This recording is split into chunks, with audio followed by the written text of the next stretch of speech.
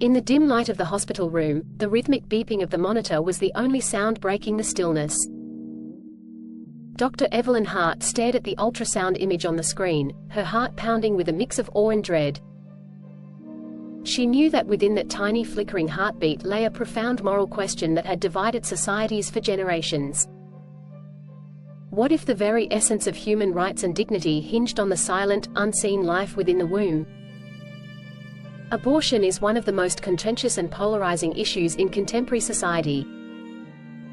It touches on profound questions about human life, autonomy, morality, and rights. At its core, the debate about abortion hinges on the conflict between the rights of a pregnant woman and the rights of the unborn child. This argument posits that abortion is fundamentally contrary to the right to protect life and should therefore be banned.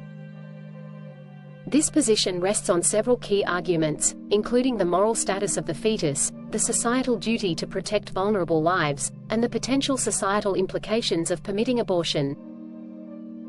The moral status of the fetus. The central ethical question in the abortion debate is whether the fetus has moral status and a right to life. Those who argue against abortion maintain that human life begins at conception. From this standpoint, the fetus, even at its earliest stages of development, possesses intrinsic value and the same fundamental rights as any other human being. Biological perspective on human life. Scientifically, human life begins at conception when a unique genetic code is formed. This zygote, a single-cell organism, is biologically distinct from both the mother and the father. It undergoes rapid cell division and differentiation, developing the structures necessary for independent life. By the time most abortions are performed, the fetus has developed significant physical and functional features, including a beating heart and the beginnings of a nervous system. Recognizing the biological continuity from conception to birth underscores that the fetus is a living human entity deserving of protection. Philosophical and ethical considerations. Philosophically, the principle of human dignity supports the notion that every human being has an inherent right to life. If we accept that all human beings possess equal moral worth, then it follows that the fetus, as a member of the human species, has a right to life. Denying this right based on developmental stage or dependency on the mother sets a dangerous precedent for valuing human life conditionally, which can erode the moral fabric of society. The duty to protect vulnerable lives. Society has a moral obligation to protect its most vulnerable members. This duty is reflected in laws and practices designed to safeguard children, the elderly, and those with disabilities. The fetus, being entirely dependent and vulnerable, qualifies as one of the most defenseless members of society.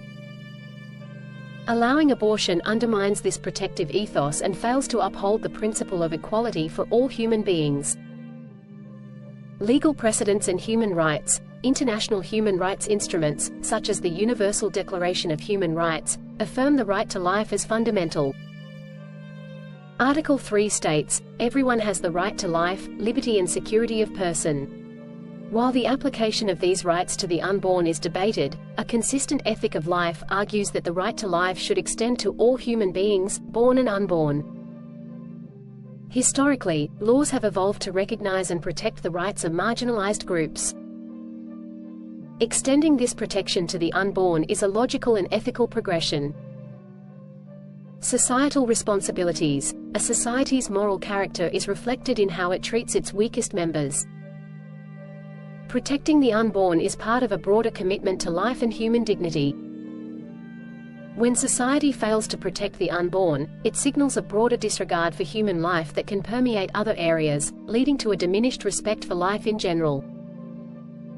Banning abortion affirms the value of all human life and reinforces societal norms that protect the vulnerable. The slippery slope of devaluing life. Permitting abortion can lead to a slippery slope where the value of human life is increasingly devalued. If society accepts that some lives are less valuable based on criteria such as developmental stage, health status, or wantedness, it becomes easier to justify other forms of life-ending practices. Implications for euthanasia and infanticide. The logic used to justify abortion can be extended to support euthanasia and infanticide. If the unborn can be terminated due to perceived lack of personhood or quality of life considerations, similar arguments can be made for ending the lives of newborns with disabilities or terminally ill individuals. Historical and contemporary examples show that once a society begins to categorize lives as more or less valuable, it becomes difficult to draw ethical lines, leading to broader abuses. Historical lessons. History provides stark lessons on the dangers of devaluing certain lives. Practices such as eugenics and genocides were justified by ideologies that deemed some lives less worthy of protection. By banning abortion, society makes a clear statement against such ideologies, affirming the equal value and protection of every human life. Psychological and emotional impact on women. While the argument to ban abortion primarily focuses on the rights of the unborn, it is also important to consider the impact of abortion on women. Contrary to the perception that abortion liberates women, many experience significant psychological and emotional repercussions post-abortion. Post-abortion syndrome. Research indicates that a significant number of women suffer from post-abortion syndrome, a form of post-traumatic stress disorder. Symptoms include depression, anxiety, guilt, and grief. These negative outcomes suggest that abortion is not a benign medical procedure but one with profound emotional and psychological consequences.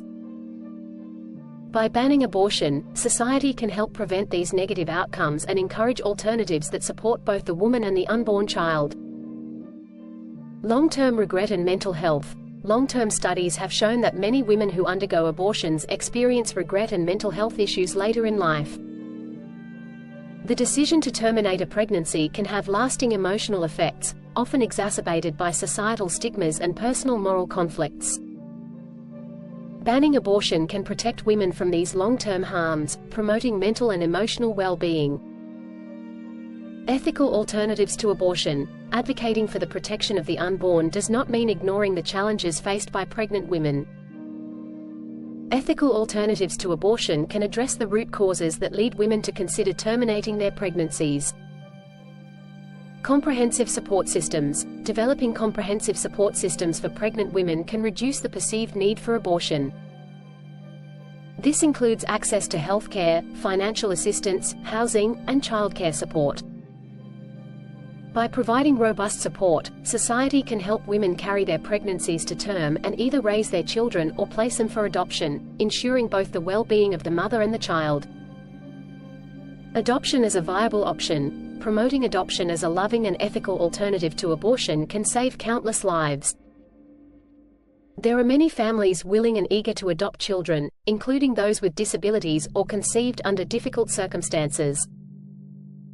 Strengthening the adoption system and reducing barriers to adoption can provide viable alternatives to abortion, aligning with the principle of protecting life.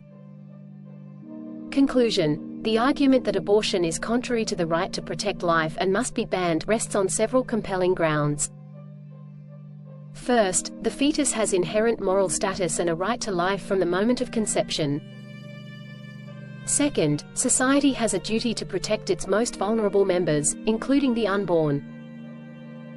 Third, allowing abortion can lead to a slippery slope of devaluing human life, with far-reaching ethical implications. Fourth, abortion has significant psychological and emotional impacts on women, which are often overlooked. Finally, ethical alternatives to abortion exist that can support both the mother and the child, fostering a culture of life. Banning abortion is a profound affirmation of the value and dignity of every human life. It reflects a commitment to protecting the most vulnerable and upholding the moral fabric of society.